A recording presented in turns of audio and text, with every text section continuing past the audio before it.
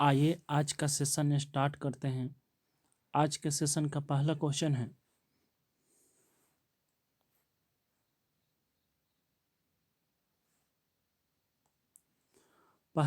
है, हाल के दिनों में जुआरी ब्रिज चर्चा में रहा, यह किस राज्य में स्थित है। क्वेश्चन है कि हाल के दिनों में जुआरी ब्रिज चर्चा में रहा, यह किस राज्य में स्थित है। तो जुआरी ब्रिज किस राज्य में स्थित है। तो ऑप्शन ए में हिमाचल प्रदेश, ऑप्शन 2 में है गोवा, ऑप्शन 3 में है राजस्थान, ऑप्शन 4 में है असम। तो जुआरी ब्रिज जो हाल ही में चर्चा में रहा है वह किस राज्य में स्थित है। तो इसका आंसर हो जाएगा ऑप्शन 2 सही हो जाएगा, गोवा राज्य में स्थित है। जुआरी ब्रिज गोवा राज्य में स्थित है, ऑप्शन 2 सही हो जाएगा। अगला क्वेश्चन देखते हैं।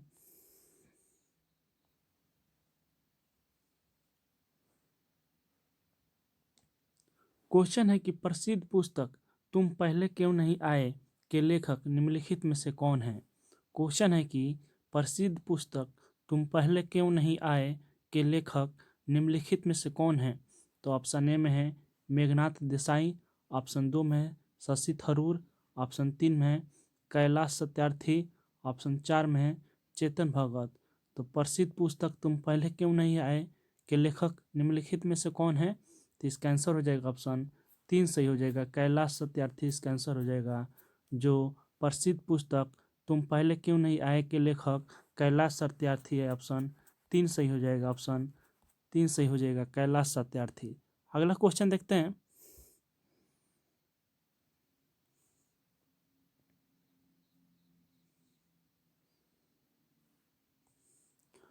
क्वेश्चन है कि समाचारों में चर्चा में रहा इसरो ने अपना पहला निजी रॉकेट किस नाम से लॉन्च किया है।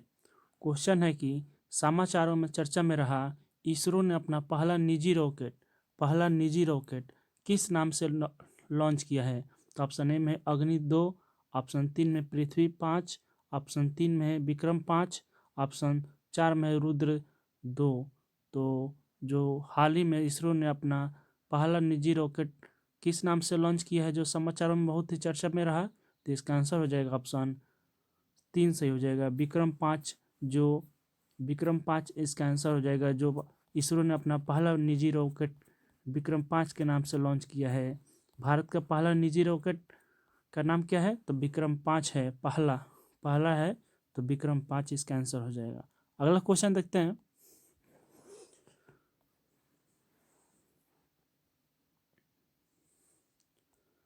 क्वेश्चन है कि तर्कस फोर थल सेना युद्ध अभ्यास 2023 किन दो देशों के मध्य आयोजित किया गया। तो तर्कस फोर थल सेना युद्ध अभ्यास 2023 किन देशों के मध्य आयोजित हुआ। तो ऑप्शन ए में है भारत रूस, ऑप्शन 2 में है भारत ऑस्ट्रेलिया, ऑप्शन 3 में है भारत फ्रांस, ऑप्शन 4 में है भारत संयुक्त राज्य अमेरिका। तो तर्कस फोर थल सेना युद्ध अभ्यास 2023 किन देशों के बीच आयोजित हुआ है।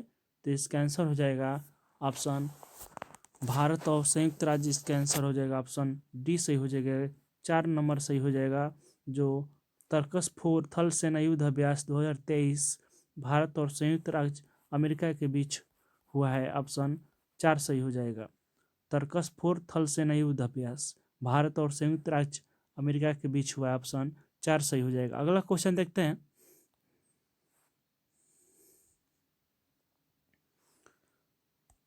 क्वेश्चन है कि हेलिना टैंक रोधी मिसाइल को किस देश ने विकसित किया है।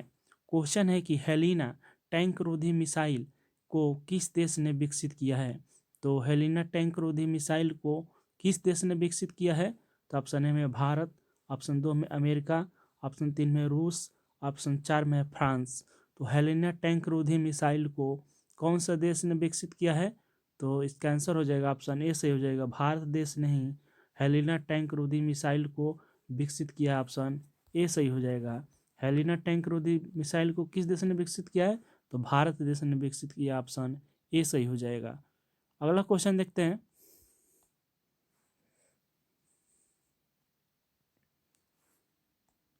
क्वेश्चन है हाल के दिनों में माउंट मेरापी ज्वालामुखी विस्फोट हुआ जो चर्चा में रहा, इसका संबंध किस देश से है। तो हाल के दिनों में जो माउंट मेरापी ज्वालामुखी का विस्फोट हुआ है किस देश में हुआ है? तो ऑप्शन ए में है जापान, ऑप्शन 2 में इंडोनेशिया, ऑप्शन 3 में श्रीलंका, ऑप्शन 4 में है कनाडा। तो माउंट मेरापी ज्वालामुखी किस देश में विस्फोट हुआ है? तो इसका आंसर हो जाएगा ऑप्शन 3, 2 सही हो जाएगा, इंडोनेशिया इसका आंसर हो जाएगा। जो माउंट मेरापी ज्वालामुखी इंडोनेशिया में विस्फोट हुआ है, ऑप्शन 2 इसका आंसर हो जाएगा। जो माउंट मेरापी ज्वालामुखी इंडोनेशिया देश में विस्फोट हुआ है, इसका आंसर हो जाएगा ऑप्शन 2 सही हो जाएगा। अगला क्वेश्चन देखते हैं।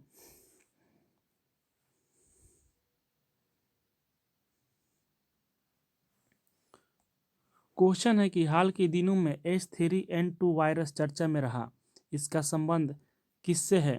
तो H3N1 वायरस चर्चा में रहा, इसका संबंध किससे है? तो H3N2 वायरस का संबंध किससे है? तो इसका ऑप्शन ए में है इन्फ्लुएंजा, ऑप्शन 2 में है खसरा, ऑप्शन 3 में एड्स, ऑप्शन 4 में है रेबीज। जो H3N2 वायरस किससे संबंधित है? तो इसका आंसर हो जाएगा ऑप्शन ए से ही हो जाएगा, इन्फ्लुएंजा से संबंधित है। जो H3N2 वायरस इन्फ्लुएंजा से संबंधित है, ऑप्शन ए सही हो जाएगा। जो अगला क्वेश्चन देखते हैं।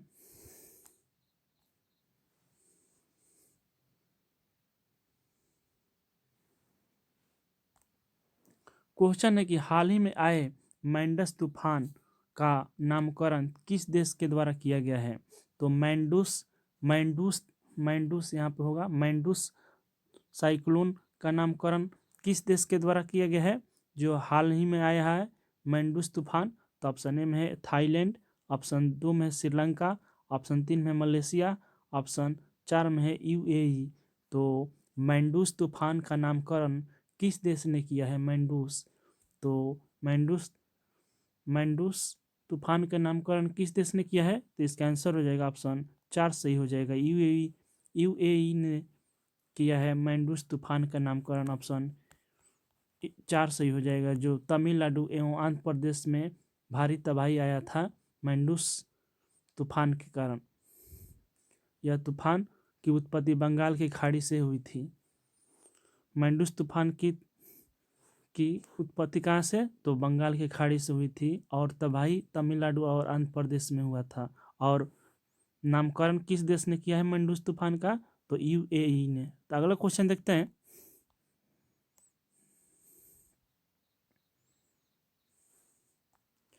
क्वेश्चन है हाल के दिनों में चर्चा में रहा मून लाइटिंग शब्द का संबंध किस क्षेत्र से है?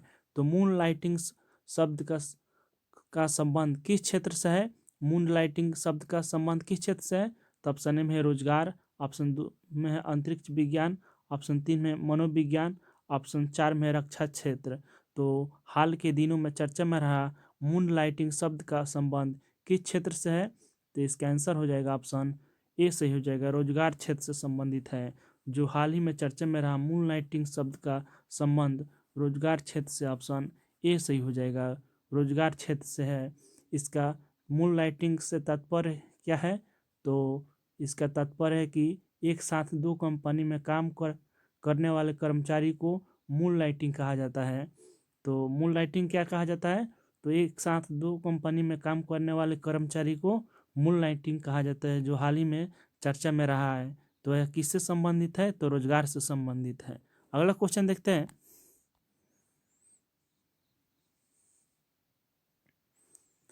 क्वेश्चन है कि सर्कल नामक नई सुविधा देने वाली सोशल मीडिया प्लेटफॉर्म है। क्वेश्चन है कि सर्कल नामक नई सुविधा देने वाली सोशल मीडिया प्लेटफॉर्म कौन सा है? देने वाली सोशल मीडिया प्लेटफॉर्म कौन सा है? तो ऑप्शन ए में है फेसबुक, ऑप्शन 2 में ट्विटर, ऑप्शन 3 में इंस्टाग्राम, ऑप्शन 4 में टेलीग्राम। तो सर्कल नामक नई सुविधा देने वाली सोशल मीडिया प्लेटफॉर्म कौन सा है?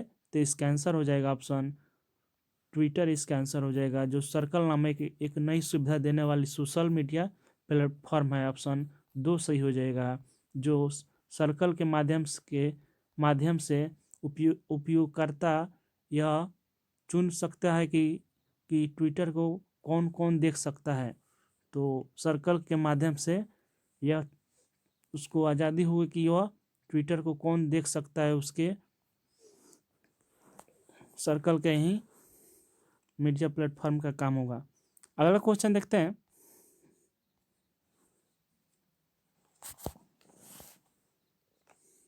क्वेश्चन है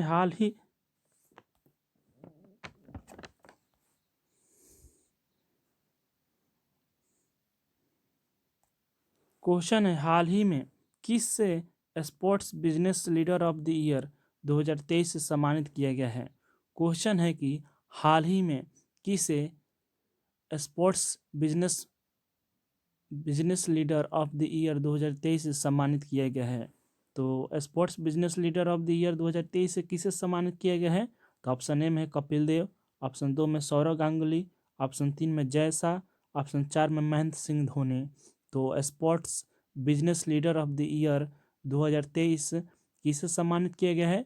तो इसका आंसर हो जाएगा ऑप्शन 3 सही हो जाएगा। जय शाह के बेटे को जय शाह को sports business leader of the year 2023 से सम्मानित किया गया है। ऑप्शन 3 सही हो जाएगा। 3 इसका आंसर हो जाएगा। अगला क्वेश्चन देखते हैं।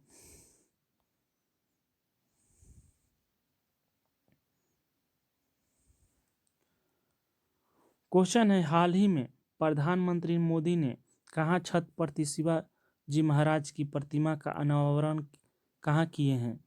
तो हाल ही में प्रधानमंत्री मोदी ने छत्रपति शिवाजी महाराज की प्रतिमा का अनावरण कहाँ किए हैं। तो ऑप्शन ए में है मध्य प्रदेश, ऑप्शन 2 में है तमिलनाडु, ऑप्शन 3 में है महाराष्ट्र, ऑप्शन 4 में है राजस्थान। तो हाल ही में प्रधानमंत्री मोदी ने छत्रपति शिवाजी महाराज की प्रतिमा का अनावरण कहाँ किए हैं। तो इसका आंसर हो जाएगा ऑप्शन महाराष्ट्र, इसका आंसर हो जाएगा। जो प्रधानमंत्री मोदी ने छत्रपति शिवाजी महाराज की प्रतिमा का अनावरण महाराष्ट्र में किए हैं। ऑप्शन 3 सही हो जाएगा। 3 इसका आंसर हो जाएगा। जो प्रधानमंत्री मोदी ने छत्रपति शिवाजी महाराज की प्रतिमा का अनावरण किए हैं, कहाँ किए हैं। तो महाराष्ट्र में किए हैं। अगला क्वेश्चन देखते हैं।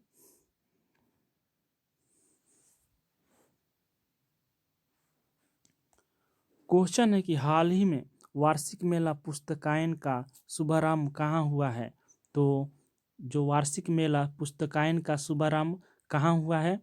तो पुस्तकायन मेला का वार्षिक मेला का कहाँ शुभारंभ हुआ है। तो ऑप्शन ए में है झारखंड, ऑप्शन 2 में है नई दिल्ली, ऑप्शन 3 में कर्नाटक, ऑप्शन 4 में उत्तर प्रदेश।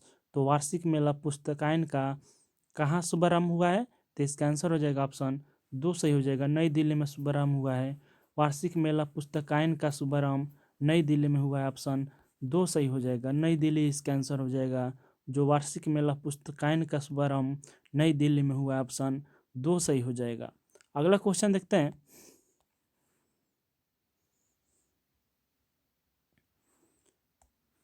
क्वेश्चन है कि हाल ही में फोर्ब्स द्वारा जारी दुनिया की 100 सबसे प्रभावशाली महिलाओं की सूची में कितने भारतीय महिलाएं शामिल हैं। क्वेश्चन है कि हाल ही में फोर्ब्स द्वारा जारी दुनिया की 100 सबसे प्रभावशाली महिलाओं की सूची में कितने भारतीय महिला शामिल हैं। तो ऑप्शन 1 में है 2, ऑप्शन 2 में है 3, ऑप्शन 3 में है 4, ऑप्शन 4 में है 5। तो ऑप्शन इसका कितना भारतीय महिलाएं शामिल है फोर्ब्स द्वारा जारी हुई दुनिया के 100 प्रभावशाली महिलाओं में। तो इसका आंसर हो जाएगा ऑप्शन 4, इसका आंसर हो जाएगा। जो 4 महिलाएं शामिल है ऑप्शन 3 सही हो जाएगा। जो 4 महिलाएं शामिल है ऑप्शन 3 सही हो जाएगा। 4 महिलाएं जो फोर्ब्स द्वारा जारी दुनिया की 100 शक्तिशाली प्रभावशाली महिलाओं की सूची में 4 भारतीय महिलाएं शामिल है। ऑप्शन 3 सही हो जाएगा। अगला क्वेश्चन देखते हैं।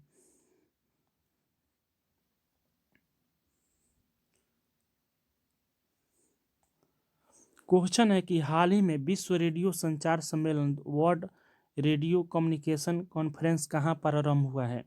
तो क्वेश्चन है कि हाल ही में विश्व रेडियो संचार सम्मेलन वर्ल्ड रेडियो कम्युनिकेशन कॉन्फ्रेंस कहाँ प्रारंभ हुआ है। तो वर्ल्ड रेडियो कम्युनिकेशन कॉन्फ्रेंस कहाँ प्रारंभ हुआ है। विश्व रेडियो संचार सम्मेलन? तो ऑप्शन ए में संयुक्त राज्य अमेरिका, ऑप्शन 2 में यूएई, ऑप्शन 3 में स्पेन, ऑप्शन 4 में ऑस्ट्रेलिया। तो विश्व रेडियो संचार सम्मेलन, radio communication conference, world radio communication conference कहाँ प्रारंभ हुआ है? तो विश्व रेडियो संचार सम्मेलन कहाँ प्रारंभ हुआ है? तो इसका आंसर हो जाएगा ऑप्शन यूएई में प्रारंभ हुआ है। विश्व रेडियो संचार सम्मेलन यूएई में प्रारंभ हुआ है। ऑप्शन 2 सही हो जाएगा, 2 इसका आंसर हो जाएगा यूएई। ऑप्शन 2 सही हो जाएगा UAE. Radio world radio communication conference UAE में प्रारंभ हुआ है। ऑप्शन 2 सही हो जाएगा। अगला क्वेश्चन देखते हैं।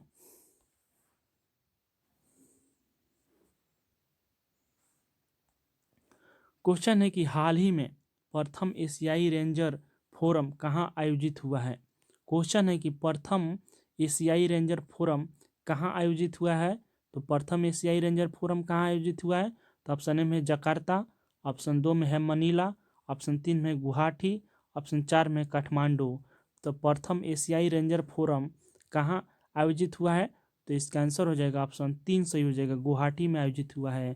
जो प्रथम एशियाई रेंजर फोरम गुवाहाटी में आयोजित हुआ है। ऑप्शन 3 सही हो जाएगा, 3 इसका आंसर हो जाएगा। जो हाल ही में प्रथम एशियाई रेंजर फोरम गुवाहाटी में आयोजित हुआ है। ऑप्शन 3 सही हो जाएगा। प्रथम एशियाई रेंजर फोरम कहाँ आयोजित हुआ है? तो गुवाहाटी में आयोजित हुआ है। ऑप्शन 3 सही हो जाएगा। अगला क्वेश्चन देखते हैं।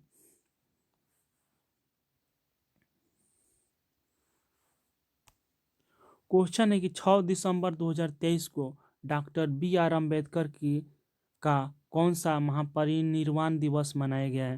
तो 6 दिसंबर 2023 को डॉक्टर बी आर अम्बेडकर का कौन सा महापरिनिर्वाण दिवस मनाया गया है? तो कौन सा महापरिनिर्वाण दिवस था? ऑप्शन ए में है 66वां, ऑप्शन 2 में है 67वां, ऑप्शन 3 में होगा यहाँ पे 68वां, ऑप्शन 4 में होगा 69वां। तो 6 दिसंबर 2023 को डॉक्टर बी आर अम्बेडकर का महापरिनिर्वाण दिवस कौन सा मनाया गया है? तो इसका आंसर हो जाएगा ऑप्शन 3 सही हो जाएगा, 68वां मनाया गया है। 6 दिसंबर 2023 को डॉक्टर बी आर अम्बेडकर का महापरिनिर्वाण दिवस 68वां मनाया गया है। ऑप्शन 3 सही हो जाएगा।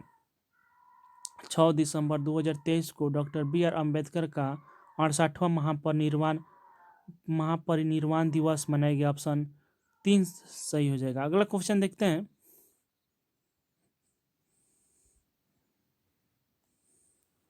क्वेश्चन है कि हाल ही में COP28 किस राज्य के जल जीवन हरियाली अभियान को अंतर्राष्ट्रीय मान्यता मिला है?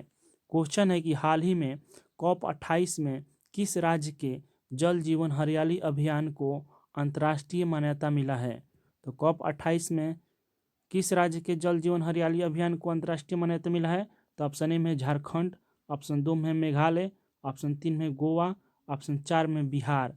तो COP28 में जल जीवन हरियाली अभियान को अंतर्राष्ट्रीय मान्यता मिला है। तो इसका आंसर हो जाएगा ऑप्शन बिहार राज्य को अंतर्राष्ट्रीय मान्यता मिला है। इसका आंसर हो जाएगा ऑप्शन 4 सही हो जाएगा। COP28 में जल जीवन हरियाली अभियान को बिहार राज्य अंतर्राष्ट्रीय मान्यता मिला है।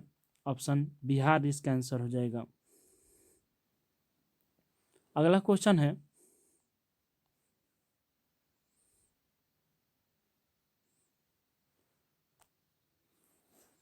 क्वेश्चन है कि भारतीय मूल किस उपन्यासकार को सिंगापुर के सर्वोच्च कला सम्मान से सम्मानित किया गया है? क्वेश्चन है कि भारतीय मूल किस उपन्यासकार को सिंगापुर के सर्वोच्च कला सम्मान से सम्मानित किया गया है? तो सम्मान यहाँ पे होगा से सम्मानित किया गया है। तो ऑप्शन ए में मीरा चंद, ऑप्शन 2 में आशा लता, ऑप्शन 3 में निर्मला सीतारमन, ऑप्शन 4 में उपरोक्त में से कोई नहीं। तो भारतीय मूल किस उपन्यासकार को सिंगापुर के सर्वोच्च कला सम्मान से सम्मानित किया गया? ऑप्शन ए सही हो जाएगा, मीरा चंद को सम्मानित किया गया। ऑप्शन ए सही हो जाएगा, मीरा चंद इसका आंसर हो जाएगा। जो भारतीय मूल की है मीरा चंद, उन्हें सिंगापुर के सर्वोच्च कला सम्मान सर्वोच्च कला सम्मान सर्वोच्च कला सम्मान सर्वोच्च कला सम्मान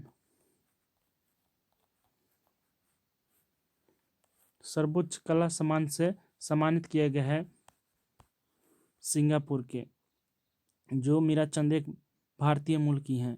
अगला क्वेश्चन देखते हैं।